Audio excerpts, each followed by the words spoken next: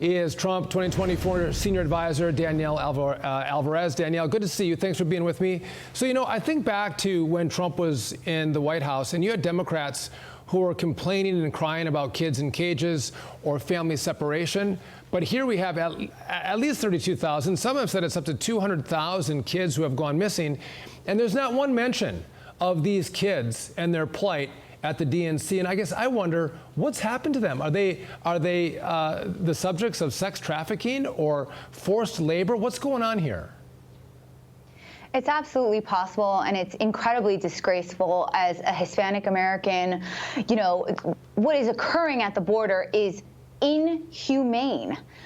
It is possible under the Biden-Harris administration that those that are crossing the border are being sex trafficked, that it's tied to labor trafficking, and we just don't know. And it's as simple as shutting the border. It's as simple as an executive order that says we are going to do what President Donald J. Trump did when he was in the White House. What is occurring now is absolutely inhumane. 10 million illegal border crossings, as reported by DHS. 10 million is what we know of. That doesn't include the unknown. That is more than the population of 40 states in the United States of America. It is time to retire failed border czar Kamala Harris, who has taken her role as a joke, and reelect President Donald Trump. Donald Trump has been asked about this, and the number used was 200,000. And he bluntly said, I'm not sure that many of them are alive right now, but I will do all I can to find those kids that are missing in this country. Is it possible? Can an executive order, and do we have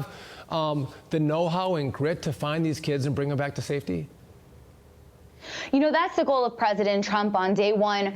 Secure that border, begin mass deportations. And he has also talked about using advanced technologies to try to find these missing children and these missing individuals. It's just so incredibly important to get this job done. Again, on day one in the White House, it's his promise to the American people. And we know that it is a key issue that is top of mind for voters, both in private and public polling. But we see Democrats have ignored these kids.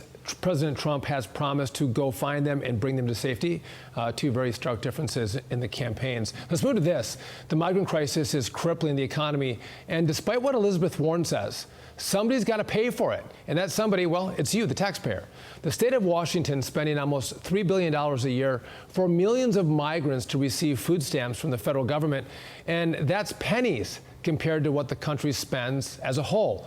Biden gifting Catholic charities in Texas nearly $800 million in the past 3 years, which helped transport migrants into this country. So we've got it all covered: food, transportation, and now housing. California advancing a bill that will make it easier for illegal immigrants to become homeowners.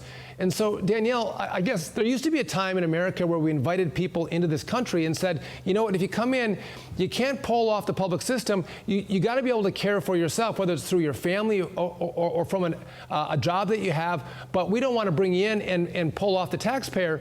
But this Democrat Party doesn't seem to mind that. They want to spend your tax money and pay for people who come here from other countries.